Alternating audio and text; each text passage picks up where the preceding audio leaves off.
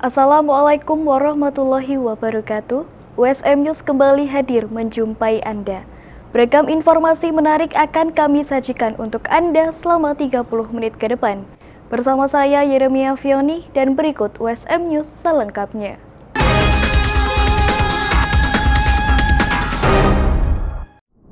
Di tengah pesatnya perkembangan industri kreatif dan media digital, kemampuan menulis menjadi salah satu keterampilan penting yang perlu dimiliki generasi muda. Untuk mendorong kreativitas tersebut, Language and Culture Center Universitas Semarang menggelar workshop baru-baru ini yang diikuti mahasiswa maupun dosen dari berbagai program studi. Workshop yang digelar di ruang telekonferensi Menara Universitas Semarang ini menghadirkan sejumlah narasumber dari kalangan akademisi, sastrawan, hingga praktisi industri kreatif. Di antaranya Rektor USM Dr. Supari STMT, Sastrawan Triyanto Triwikromo, serta CEO PT Marimas Putra Kencana yang juga kreator konten edukatif Harjanto Kusuma Halim. Dalam sambutannya, Rektor USM menegaskan bahwa menulis bukan sekedar menyusun kata, tetapi merupakan proses membangun gagasan secara sistematis. Aktivitas menulis juga melatih kejujuran intelektual sekaligus keberanian dalam menyampaikan perspektif kepada publik. Direktur LCC USM Adi Eko Priyono mengungkapkan, karya tulis memiliki peran strategis dalam kehidupan sosial dan budaya. Melalui tulisan seseorang dapat membangun kesadaran publik, membentuk cara pandang, bahkan mempengaruhi karakter generasi. LCC itu bagaimana? LCC itu tidak hanya kita berpikir sempit, tapi kita harus luas, kemudian kita bisa bermanfaat bagi USM, kemudian mengangkat mendukung USM ini supaya lebih hebat lagi, lebih unggul lagi. Harapannya ya nanti akan muncul penulis-penulis baru, ya kan. Kemudian mahasiswa-mahasiswa USM ini lebih kreatif, dosen-dosennya lebih kreatif, sehingga mendukung USM lebih unggul ke depannya. Dan ini tahap awal. Jadi LCC ini menyelenggarakan ini awal. Jadi semoga ini awal yang baik untuk kegiatan selanjutnya. Kedepannya kita akan menyelenggarakan acara-acara yang betul-betul menggugah kreativitas mahasiswa, dosen, dan kemungkinan nanti juga bisa di luar eksternal ya. Tidak hanya internal USM tapi juga di luar juga. Sementara itu, Sastrawan Triyanto Triwikromo menilai menulis tidak hanya memiliki dimensi kreatif, tetapi juga makna teologis, historis, dan filosofis sebagai cara manusia merekam pengetahuan dan pengalaman. Menghadapi zaman baru, menghadapi media baru, itu memang memerlukan lembaga baru ya untuk kita sebagai ruang kita untuk belajar. Ya.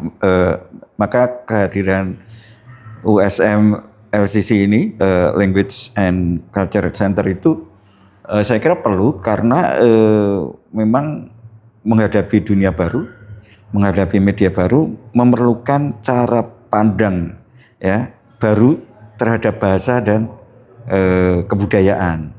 Dan saya kira di Semarang misalnya lembaga semacam ini nyaris belum ada.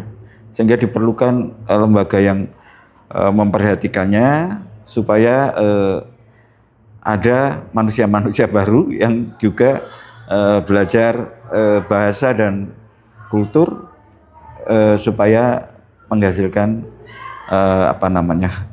media baru, hal-hal baru dalam dunia yang baru. Di sisi lain, Harjanto Kusuma Halim membagikan pengalamannya dalam memproduksi konten kreatif yang berangkat dari ide-ide sederhana dalam kehidupan sehari-hari. Bagus kalau orang mau bikin konten itu bisa nulis sebenarnya. Kemudian baru itu diungkapkan secara visual. Tapi memang tuntutan kreativitas dan terutama tuntutan konteks dan diksi yang bisa clickbait itu menjadi apalagi sekarang ada AI. Kamu bisa nyuruh ChatGPT atau Gemini, tolong bikinkan ini bisa sekali.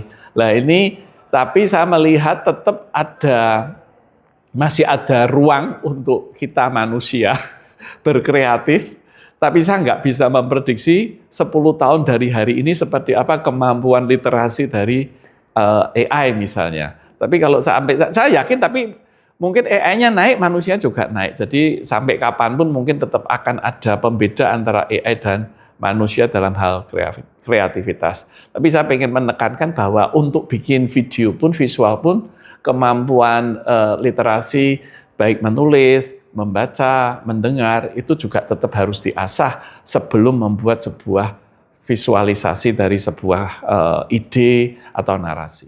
Melalui kegiatan ini, Language and Culture Center Universitas Semarang berharap mahasiswa dan dosen semakin terdorong mengembangkan kemampuan menulis yang kuat secara akademik, sekaligus relevan dengan perkembangan industri kreatif. Kesiapan layanan kesehatan menjadi salah satu aspek penting dalam penanganan bencana alam. Untuk membahas hal tersebut, Masyarakat Hukum Kesehatan Indonesia atau MHKI Provinsi Jawa Tengah menggelar diskusi bertema Kesiapan dan Respon Pelayanan Kesehatan pada Bencana Alam, Studi Kasus di Jawa Tengah. Diskusi yang digelar di lantai 4 Gedung Thomas Aquinas Kampus Universitas Katolik Sugio Pranoto Semarang pada Jumat 13 Maret 2025 ini dilaksanakan secara luring dan daring melalui Zoom. Kegiatan dalam rangka ngabuburit Ramadan ini menghadirkan sejumlah narasumber, diantaranya relawan PMI sekaligus dosen Universitas Semarang Dr. Saiful Hadi, Kepala Penanggulangan Bencana Dinas Kesehatan Provinsi Jawa Tengah Heri Purnomo, serta NS Angga Sugiarto dari Poltekkes Kemenkes Semarang. Ketua MHKAI Provinsi Jawa Tengah Dr. Endang Wahyati mengatakan, diskusi ini rutin digelar setiap bulan Ramadan dengan tema yang disesuaikan dengan isu kesehatan yang aktual di masyarakat. Tema kesiapan dan respons pelayanan kesehatan pada bencana alam dipilih karena Jawa Tengah memiliki sejumlah wilayah yang rawan bencana. Tujuan kami secara terus-menerus mengembangkan hukum kesehatan ini dengan topik-topik bidang kesehatan yang up to date begitu ya. Jadi apa yang terjadi di lingkungan kesehatan itulah yang kita ambil sebagai tema, kemudian kita bahas khususnya dalam perspektif hukum kesehatan. Kami terus akan mengembangkan kajian-kajian terkait hukum kesehatan karena kehadiran MHKI itu adalah bagian dari lembaga yang tugasnya ya, mengembangkan hukum kesehatan. Kemudian ini sebagai serial ngabuburit pertama, biasanya kita selenggarakan 2 kali dalam edisi Ramadan ini. Karena waktunya nanti bulan depan akan ada topik yang juga akan kami bahas, tetapi waktunya berkaitan dengan masa halal bihalal begitu ya, nanti kita akan menyelenggarakan kembali. Peran teknologi informasi dalam mendukung koordinasi penanganan bencana termasuk dalam proses pelaporan dan komunikasi antar relawan juga dinilai penting. Relawan PMI sekaligus dosen Universitas Semarang Dr. Saiful Hadi menjelaskan bahwa teknologi informasi memiliki peran penting dalam berbagai tahap penanganan bencana, mulai dari asesmen, pelayanan di shelter, hingga koordinasi antar relawan. Ia mencontohkan penggunaan teknologi Starlink saat penanganan banjir di Baturagung, Grobogan, untuk mendukung komunikasi relawan serta pengelolaan pusat data dan informasi. Teknologi juga dapat dimanfaatkan dalam mitigasi bencana melalui sistem geografi information system untuk membantu memetakan rawan bencana dan membantu pengambilan keputusan. Guna membantu para pemudik memperoleh informasi terkini mengenai kondisi jalur mudik, Universitas Semarang Televisi menyiarkan liputan arus mudik tahun 2026 secara langsung. Melalui program bertajuk Update Mudik Jateng, tim USM TV melaporkan situasi di sejumlah titik strategis jalur transportasi di Jawa Tengah. Liputan arus mudik yang berlangsung pada 14 hingga 18 Maret 2026 ini dilakukan di berbagai lokasi. Di antaranya Gerbang Tol Kalikangkung, Gerbang Tol Banyumanek, Res Area 429 Ungaran, Res Area 439 Bawen, Res Area Salatiga, Terminal Mangkang, Stasiun Tawang, Pelabuhan Tanjung Emas, hingga Posko Mudik PMI Kota Semarang di Kecamatan Tugu. Direktur USM TV Dr. Saiful Hadi mengungkapkan, program update mudik Jateng telah diselenggarakan selama 3 tahun menjelang Hari Raya Idul Fitri. Program ini bertujuan memberikan informasi yang akurat kepada masyarakat yang melakukan perjalanan mudik, khususnya terkait kondisi jalan tol, res area, terminal, pelabuhan, stasiun, hingga titik-titik keramaian lainnya. Saat ini USM melakukan liputan mudik, update mudik 2026 di beberapa titik untuk arus mudik, yaitu di Kali Kangkung, gerbang tol Banyumanik, kemudian di rest area 429 dan 439 Ungaran dan Bawen, kemudian di terminal Mangkang, kemudian di pelabuhan, kemudian juga selain itu di stasiun, dan saat ini juga yang jalur baru, jalur tol Bawen Ambarawa. Ini yang baru dibuka, ini fungsional nih. Ini kami juga melakukan karena ini juga bisa mengupdate kepada masyarakat. Tujuan melakukan update mudik 2026 ini adalah memberikan informasi yang akurat kepada masyarakat yang mudik terutama di wilayah Jawa Tengah, sehingga masyarakat bisa mendapatkan informasi yang terbaru. Dan untuk USM TV ini juga selain tayang di TV, masyarakat juga bisa menyaksikan di USM TV Indonesia di channel YouTube, sehingga masyarakat ketika mau mudik di sekitar Jawa Tengah bisa melihat channel YouTube-nya USM. Untuk penyelenggaranya tahun ini, program Update Mudik Jateng 2026 mendapat dukungan dari ESO Coffee Brand, Juara, serta Jreng. Selain itu, liputan mudik USM TV juga bekerja sama dengan Jasa Marga Semarang Batang, serta Trans Marga Jateng atau Jasa Marga Semarang Solo. Selama peliputan, tim USM TV juga melakukan wawancara dengan sejumlah pihak terkait, diantaranya Direktur Jasa Marga Semarang Batang Nasrullah, Kepala Terminal Mangkang Reno Adi Pribadi, Humas Stasiun Tawang, Direktur Transmarga Jateng Prajudi, Ketua PMI Kota Semarang Dr. Awal Prasetyo, serta para pemudik. Program Live Report Update Mudik Jateng 2026 disiarkan secara langsung oleh USM TV setiap pukul 14.00 WIB dan 19.30 WIB, serta akan ditayangkan ulang melalui kanal YouTube USM TV Indonesia. Suasana Ramadan dimanfaatkan MAN 1 Semarang untuk meningkatkan pembelajaran keagamaan melalui program pesantren Ramadan. Kegiatan ini menjadi bagian dari pembinaan karakter religius bagi para siswa di tengah aktivitas belajar selama bulan suci. Sebanyak 1.275 siswa terlibat dalam kegiatan tersebut. Mereka terbagi dalam 36 rombongan belajar dengan masing-masing angkatan terdiri dari 12 kelas. Program pesantren Ramadan dilaksanakan selama 2 pekan. Pada pekan pertama kegiatan diikuti oleh siswa kelas 11, sedangkan pekan berikutnya diikuti oleh siswa kelas 10. Sementara siswa kelas 12 tidak mengikuti program ini karena sedang menjalani ujian akhir dan ujian madrasah. Kegiatan utama dalam pesantren Ramadan adalah kajian kitab kuning. Para siswa diajak mempelajari kitab berbahasa Arab tanpa harokat yang biasanya dipelajari di pondok pesantren salaf. Melalui kegiatan ini, siswa mendapatkan pengalaman belajar yang berbeda dari pembelajaran sehari-hari. 2 kitab yang dipelajari yaitu kitab Fathul Qorib dan kitab Ta'lim Muta'alim. Fathul Qorib membahas tentang ilmu fikih, sedangkan Ta'lim Muta'alim memuat ajaran tentang adab atau tata krama seorang murid terhadap guru. Kegiatan pesantren Ramadan dimulai sejak pagi hari dengan kajian kitab kuning hingga menjelang waktu zuhur. Setelah itu, siswa mengikuti kultum dan refleksi pembelajaran yang dilanjutkan dengan ceramah serta sesi tanya jawab pada siang hari. Pada sore hari, kegiatan dilanjutkan dengan sholat asar berjamaah dan tahtimul Quran. Para siswa membaca Al-Quran dengan target khatam secara bersama-sama dengan setiap siswa membaca 1 juz. Rangkaian kegiatan ditutup dengan buka puasa bersama dan sholat maghrib berjamaah. Melalui program ini, pihak sekolah berharap siswa dapat memanfaatkan Ramadan untuk meningkatkan keimanan, menambah ilmu agama, serta tetap semangat menjalani aktivitas meski sedang menjalankan ibadah puasa. Nah, untuk kitab kuning itu ya sebenarnya sama seperti buku-buku pelajaran ataupun ilmu agama. Cuma untuk kitab kuning ini biasanya penulisnya adalah dari ulama-ulama zaman dahulu. Kemudian untuk materinya bermacam-macam ya. Nah, sedangkan yang kita pelajari di sini untuk kitab Fathul Qorib yaitu membahas tentang ilmu fikih. Jadi untuk Fathul Qoribnya membahas tentang ilmu fikih, sedangkan untuk kitab Ta'lim Muta'alim ini belajar tentang ilmu adab atau tata krama sebagai murid terhadap gurunya. Nah, tujuan dari pesantren Ramadan ini yang pertama yaitu untuk meningkatkan keimanan dan ketakwaan, dan juga yang kedua yaitu untuk menambah ilmu, terutama ilmu agama. Hana Nurifa melaporkan dari Kota Semarang, Jawa Tengah. Puluhan bingkisan disalurkan oleh Ikatan Istri Dokter Indonesia atau IIDI Cabang Blora dan Ikatan Dokter Indonesia atau IDI ke warga di tempat pembuangan akhir sampah atau TPA Blora. Selain itu, juga dilaksanakan penyuluhan pentingnya menjaga kesehatan setiap hari.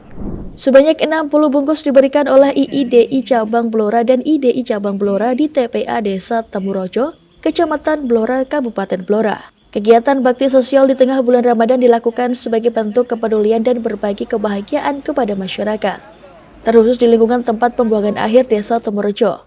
Ketua IIDI Cabang Blora Eni Sutanti mengatakan, bantuan ini dapat meringankan kebutuhan pokok di bulan Ramadan. Selain itu, juga bertujuan membantu memenuhi kebutuhan pokok masyarakat selama menjalankan ibadah puasa, serta mempererat silaturahmi antara IIDI, IDI, dan masyarakat desa setempat. Bingkisan yang diberikan berupa beras, minyak goreng, gula pasir, susu, dan telur. Warga yang setiap hari mengais di TPA juga mendapatkan pakaian yang masih layak dipakai sehari-hari. Warga sangat antusias saat melakukan praktek cara mencuci tangan dengan benar. Hari ini kami mengadakan kunjungan ke TPA di Temurejo dalam rangka untuk kami mengadakan silaturahmi dengan ibu-ibu dan bapak-bapak petugas di sini. Kemudian juga kami membawa beberapa bingkisan yang semoga nanti menambah kebahagiaan dan manfaat bagi bapak ibu petugas-petugas di TPA Temurejo. Harapan kami di bulan yang berkah ini semoga nanti bermanfaat, ya. Yang penting mereka menerima dengan bahagia, kami juga memberi dengan bahagia dan ikhlas, ya. Semoga nanti dapat bermanfaat. Ada berapa bungkus, Bu? Di sini ada 60 bungkus, sasaran, ya. Bungkus sama pakaian-pakaian perilaku bekas pantas pakai. Dr. Gigi Eni Sutanti mengaku kegiatan Baksos Ramadan dapat diterima oleh warga dengan senang dan ikhlas. Bakti sosial selain di TPA Temurejo juga akan dilanjutkan di salah satu panti asuhan di Desa Tutup, Kecamatan Tunjungan, Kabupaten Blora. Wakil Presiden Republik Indonesia Gibran Rakabuming Raka menilai berdekatannya sejumlah perayaan hari besar keagamaan pada tahun ini menjadi gambaran nyata dari kuatnya toleransi dan keberagaman di Indonesia. Momentum tersebut dinilai menunjukkan bahwa perbedaan keyakinan dan tradisi dapat berjalan berdampingan secara harmonis dalam kehidupan bermasyarakat. Pada tahun ini menjadi momen yang istimewa bagi bangsa Indonesia, karena beberapa perayaan keagamaan berlangsung dalam waktu yang berdekatan. Di antaranya perayaan Tahun Imlek yang beriringan dengan pelaksanaan ibadah puasa Ramadan, serta Hari Raya Nyepi yang waktunya berdekatan dengan Hari Raya Idul Fitri. Wapres mengungkapkan kondisi tersebut menunjukkan bahwa keberagaman di Indonesia bukanlah sesuatu yang perlu dipertentangkan, melainkan menjadi kekuatan bangsa. Ia menegaskan bahwa sejak lama masyarakat Indonesia telah hidup dalam keberagaman, baik dalam keyakinan, suku maupun tradisi. Tahun ini merupakan tahun yang sangat spesial bagi bangsa Indonesia, karena perayaan Tahun Baru Imlek dilaksanakan bersamaan dengan pelaksanaan ibadah bulan puasa, serta perayaan Hari Raya Nyepi dilaksanakan berdekatan dengan perayaan Hari Raya Idul Fitri. Momentum tersebut menegaskan bahwa keberagaman Indonesia bukanlah suatu hal yang dipertentangkan, namun justru merupakan kekuatan bangsa yang mampu hidup berdampingan dalam harmoni yang indah. Inilah jati diri bangsa kita yang memiliki keberagaman dalam keyakinan, suku, dan tradisi, namun tetap bersatu dalam ikatan persaudaraan yang kuat. Ini adalah anugerah Tuhan Yang Maha Kuasa untuk Indonesia. Dan sebagai anak bangsa, kita wajib mensyukuri dan merawat kebinekaan kita. Meskipun memiliki banyak perbedaan, masyarakat Indonesia tetap mampu menjaga persatuan dalam ikatan persaudaraan. Karena itu, Wapres Gibran mengajak seluruh masyarakat untuk terus mensyukuri sekaligus merawat kebinekaan yang dimiliki Indonesia sebagai anugerah dari Tuhan Yang Maha Esa. Pemirsa, melalui Studio Bumi, seorang warga Indonesia di New York mempopulerkan konsep communal dining alias makan duduk bersama dengan orang-orang tak dikenal yang sajiannya 100% makanan Indonesia. Setahun beredar, tiketnya selalu dilarisi dibeli muda-mudi New Yorker. Informasi ini sekaligus menutup perjumpaan kita hari ini. Saksikan terus USM News hanya di USM TV. Saya Yeremia Fioni dan seluruh kru yang bertugas pamit undur diri. Terima kasih. Wassalamualaikum warahmatullahi wabarakatuh.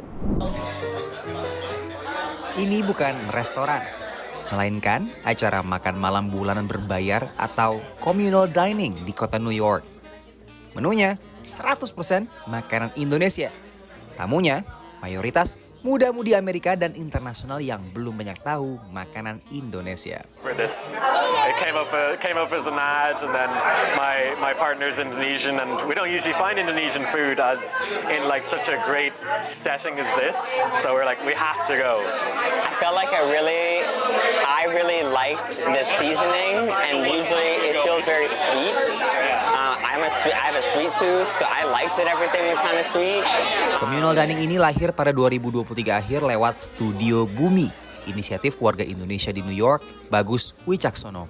I am fortunate enough untuk waktu pertama kali pindah ke US, ke New York in particular, I went for school, sekolah di sini, dikelilingin banyak teman-teman internasional, and I invited these people. Jadi teman-teman internasional duduk bareng, 5 orang, 7 orang, 10 orang duduk bareng, and then bulan kedua mereka datang sama teman-temannya. Bulan kedua mereka nggak datang, teman-temannya datang. Bagus bermitra dengan Jason yang baru pindah dari Los Angeles dan kini mengepalai dapur Studio Bumi. Menunya berubah setiap bulannya dengan tetap utamakan perkenalkan cita rasa Indonesia ke lidah New Yorker. One time we made ayam taliwang for one of our communal dining event. But it's valid, yeah. But people loved it. It was a different experience for them. Konsep communal dining tidak asing bagi para muda-mudi New York. Membayar $75 dengan slot terbatas, pelanggan tak hanya membayar makan malam dengan 8 menu berbeda, tapi juga suasana dan koneksi baru. I don't do it often. So it's a really good way to like start conversations between people because I came here not knowing anyone but Bagus, and now I feel like I know like 5 or 6 other people. You know? Popularitas makanan Indonesia masih sangat minim di New York. Kalah dominan dengan makanan Asia Tenggara lain seperti Thailand, Vietnam, dan Filipina yang memang punya populasi jauh lebih besar di Amerika. Dengan sekitar 7.000 diaspora Indonesia di New York, hanya ada 6 restoran otentik Indonesia di sini, yang umumnya didominasi pangsa pasar warga Indonesia sendiri. Studio Bumi menjajakan panganan Indonesia lewat menu catering mingguan dan communal dining dengan pengemasan yang menarik demografis Gen Z dan milenial yang punya alokasi dana khusus untuk hiburan dan pengalaman. So it's easier to do this my way, like Studio Bumi, daripada punya restoran. Brick and mortar costs a lot in New York. And then we only cook for a shared kitchen, commercial kitchen, fully equipped. So mereka semua tanggung semua biaya, list everything untuk operasional, semua equipment and everything. Kehadiran Studio Bumi jadi angin segar bagi ambisi mengglobalkan cita rasa Indonesia lewat pendekatan urban dan modern, sekaligus juga efisien di tengah tantangan mahalnya biaya mendirikan bisnis di kota apel besar. Dari Brooklyn, New York, Randy Wicaksana, VOA.